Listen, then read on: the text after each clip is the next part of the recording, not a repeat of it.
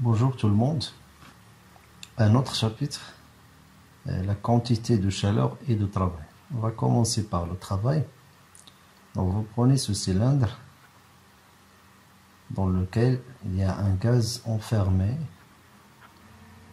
Et ici vous avez le piston. Donc qu'est-ce qu'on va faire? Grâce à la force exercée, le F extérieur, au niveau du piston, donc il y a un déplacement par d de x. Déplacement de ce piston par d de x, la compression de l'air qui se trouve à l'intérieur de ce cylindre. Donc le fait d'exercer une force extérieure et avoir un déplacement d de x, on dit qu'il y a une génération d'un travail.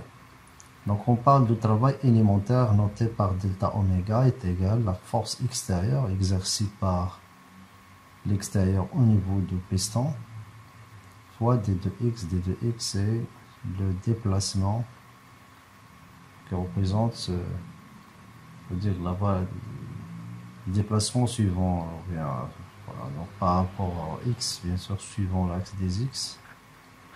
Donc vous avez un déplacement du piston par d de x. Donc le produit scalaire force extérieure d de x, ça va donner ce qu'on appelle le travail. On peut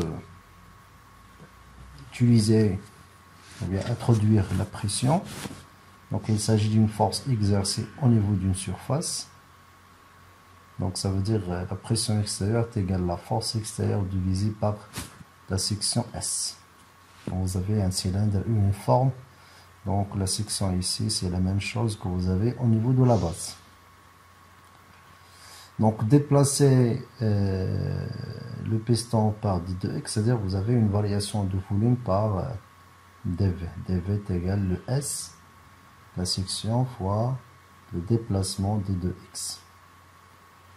Donc puisque par rapport à l'axe des x, l'axe horizontal, vous avez une variation négative, ça va donner delta oméga est égal moins P extérieur d de v. Donc ça c'est la forme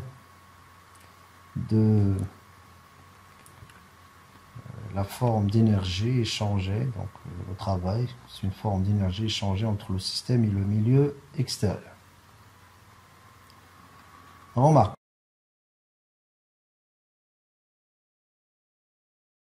Dans l'expression de travail, vous avez la variation de volume. Si vous avez une variation de volume positive, donc ça va donner un travail élémentaire négatif. Et l'inverse, si vous avez une variation de volume négative, ça va donner un travail élémentaire positif.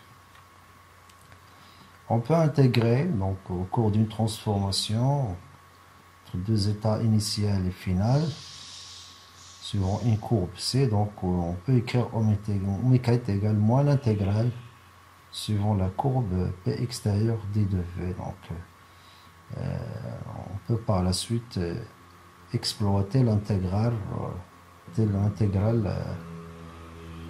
mathématiquement ou bien par des représentations graphiques. Donc si la transformation entre l'état initial et l'état final est réversible, alors le système est à tout instant en équilibre. On peut dans ce cas écrire que le P extérieur, c'est-à-dire la pression extérieure, est égale P du système.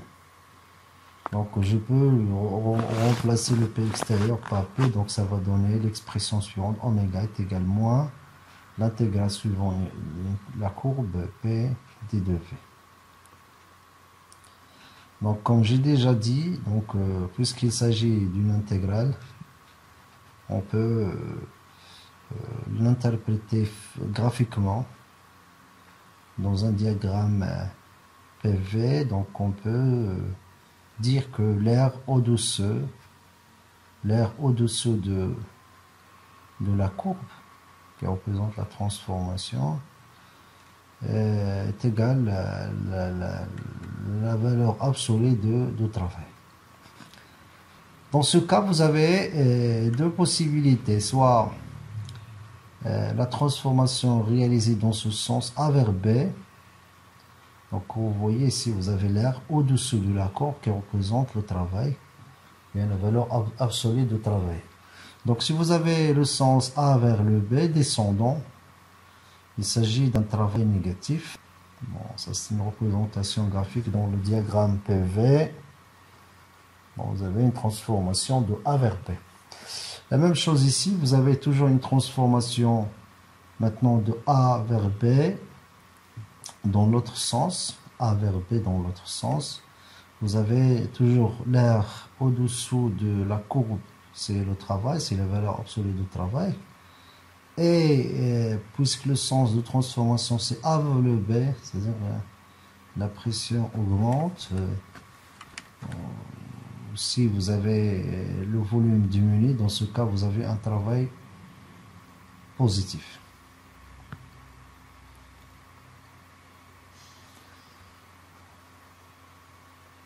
Le cas d'un cycle, maintenant les transformations cycliques. Dans le cas d'un cycle, la courbe est fermée. Le travail est donné par l'air intérieur de la courbe, son signe étant donné par le sens de parcours. Donc si vous prenez par exemple cette transformation cyclique représentée dans le diagramme PV, donc l'air intérieur de la courbe est égal à la valeur absolue de travail. Donc maintenant, est-ce qu'il s'agit d'un travail positif ou bien négatif? On va voir le sens. Donc le sens ici, c'est le même sens des aiguilles, le même sens que le sens des aiguilles d'une montre. Ok. Donc ce cycle, il a un sens identique au sens de rotation des aiguilles d'une montre. Donc vous avez oméga négatif.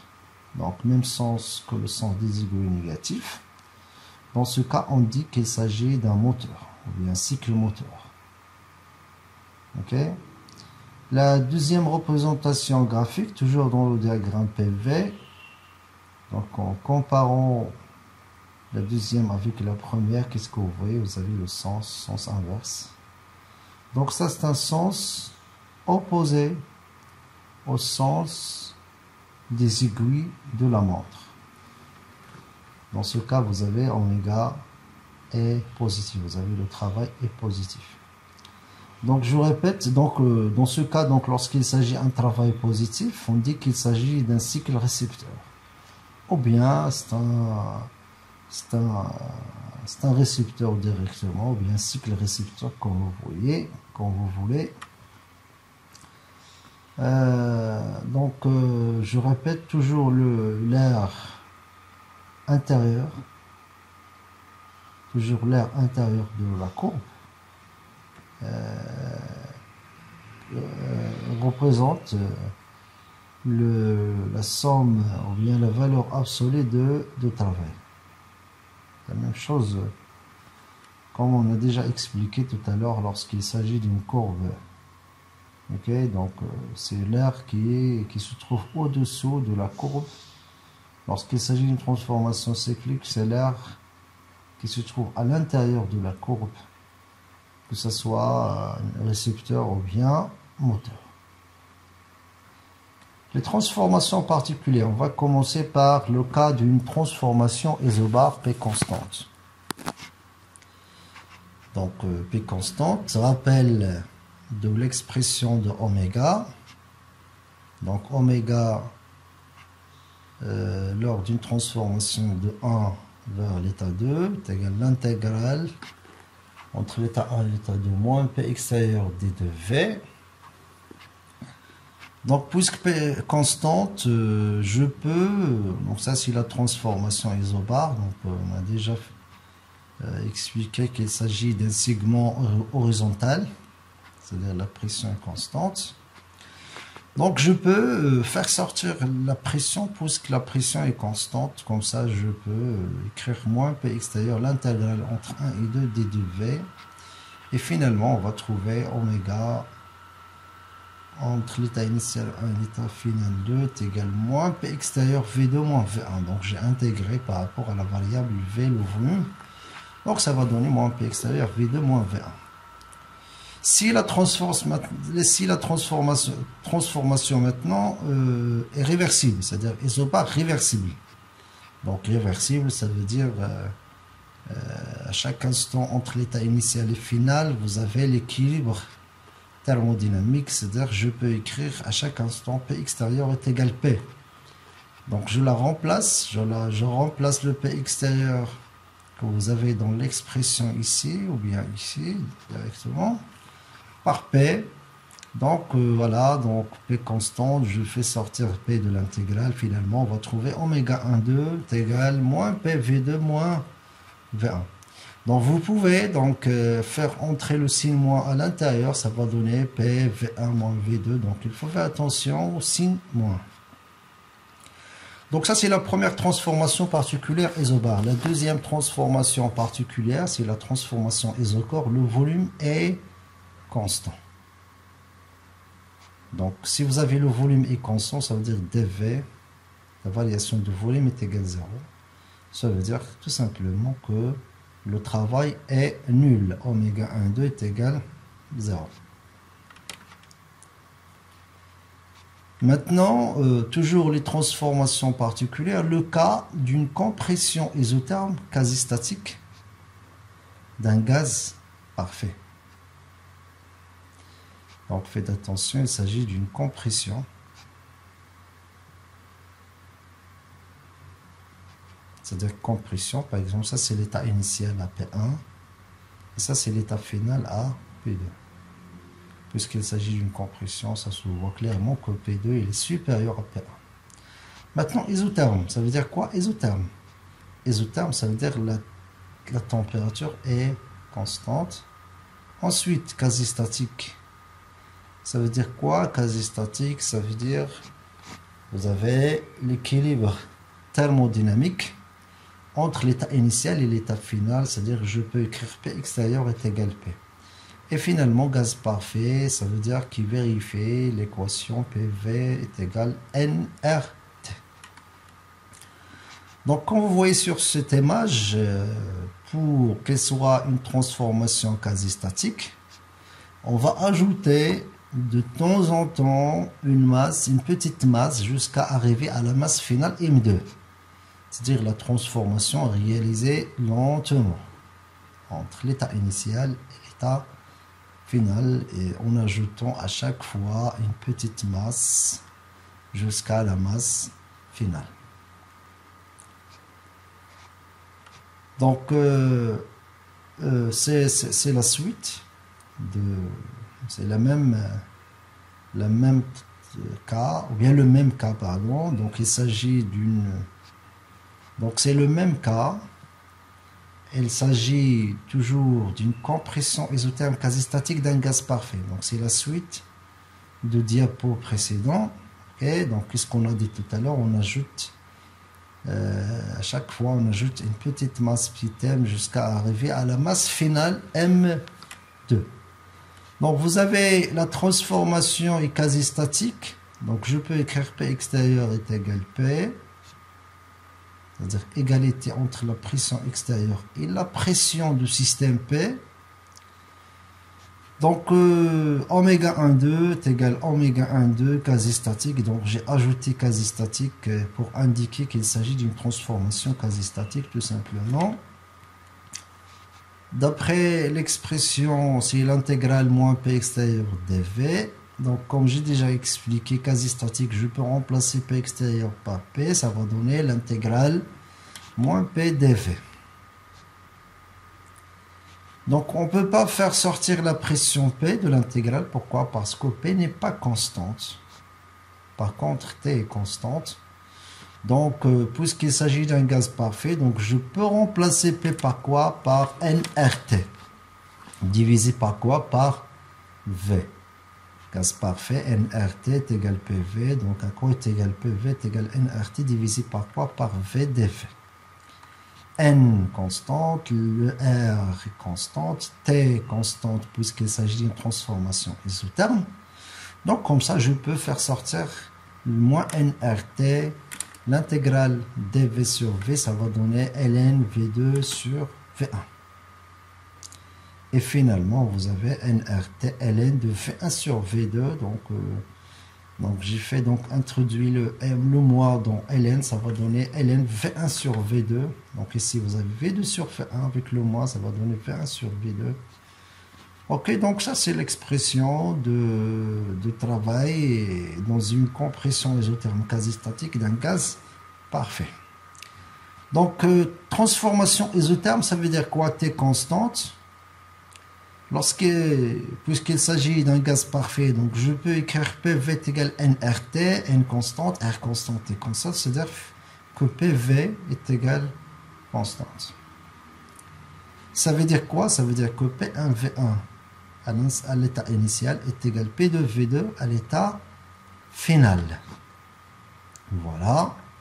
Et je peux donc écrire l'égalité suivante sous forme en quotient, ça va donner V1 sur V2 est égal P2 sur quoi? Sur P1. En tout cas, vous avez toujours PV1, PV1, P2 sur V2. Donc, j'ai fait tout simplement réécrire ce que vous avez dans l'égalité suivante sous forme des quotients. V1 sur V2 est égal P2 sur quoi? Sur P1. Très bien. Donc, quand vous voyez dans l'expression que j'ai trouvée, vous avez ln V1 sur V2. Donc, je peux remplacer V1 sur V2 par P2 sur quoi? Par P2 et sur P1. Et la même chose, le nRT, parce que T constante isotherme. Donc T constant, c'est-à-dire le PV est égal nRT. Donc je peux soit le P1V1 ln P2 sur P1, ou bien P2V2 ln P2 sur P1, comme vous voulez, d'après ce que vous avez comme données. Okay, vous pouvez utiliser l'expression que vous voulez. En tout cas, il faut savoir comment calculer le oméga, tout simplement. Donc, j'ai déjà expliqué que P2 est supérieur à quoi? À P1. Donc, on parle de la compression, c'est-à-dire augmentation de la pression. Alors, P2 à l'état final est supérieur à P1 à l'état initial. Donc ça veut dire, donc ça c'est positif, ln P2 sur P1, P2 supérieur à P1, ça va donner une quantité négative. Finalement, vous avez oméga est positif, c'est-à-dire le travail est positif car P2 supérieur à P1. Maintenant, compression isotherme spontanée. Donc spontanée, ça veut dire qu'il s'agit d'une transformation irréversible. Irréversible, on va ajouter la masse totale directement pour passer de l'état initial à l'état final. Donc par rapport à la transformation réversible, on a ajouté des petites masses jusqu'à arriver à M2, la masse totale. Maintenant on va directement ajouter la masse totale directement, donc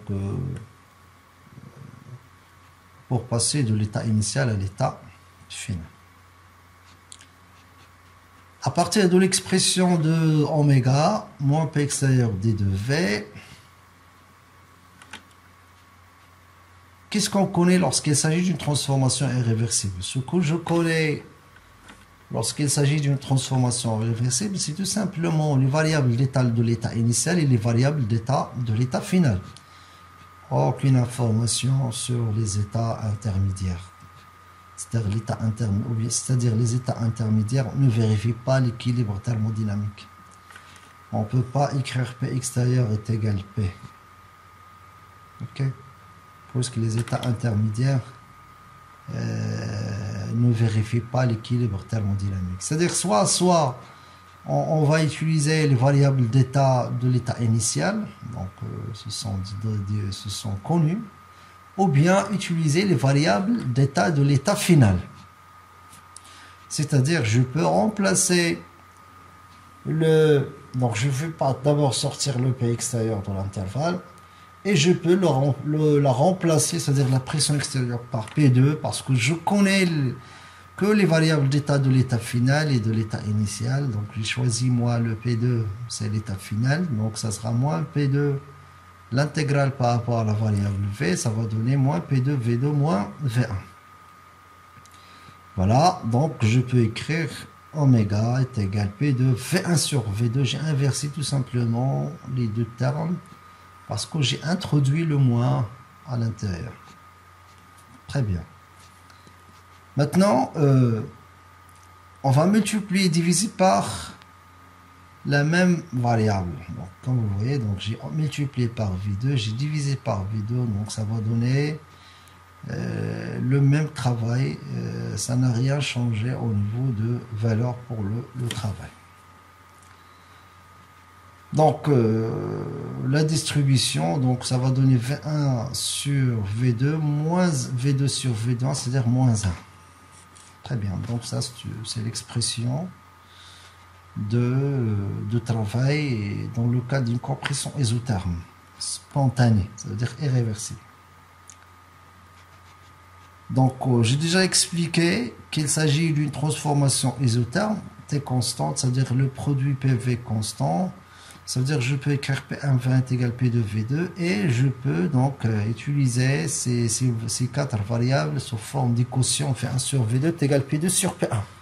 Donc, qu'est-ce que vous avez dans cette expression? Vous avez V1 sur V2, donc je peux ce terme, je peux le remplacer par P2 sur P1, ça va donner P2 V2, P2 sur P1, et je peux remplacer aussi le P2 V2, d'après la transformation isotherme, par quoi? Par P1 V1 finalement. Donc, vous avez une autre expression P1 V1, P2 sur P1, moins 1. Vous avez le droit d'utiliser donc la première, la deuxième et la troisième d'après ce que vous avez comme données dans l'énoncé de problème de la thermodynamique. Donc il faut signaler que P2 supérieur à P1, donc oméga est toujours positif. Donc maintenant, particularité de travail, vous prenez cette représentation graphique dans le diagramme PV. Qu'est-ce qu'on va faire? On va tout simplement passer de l'état initial A à l'état final C en empruntant deux chemins différents. Donc le premier chemin, ça sera A vers B et puis B vers C, ça c'est le premier chemin en pointillé.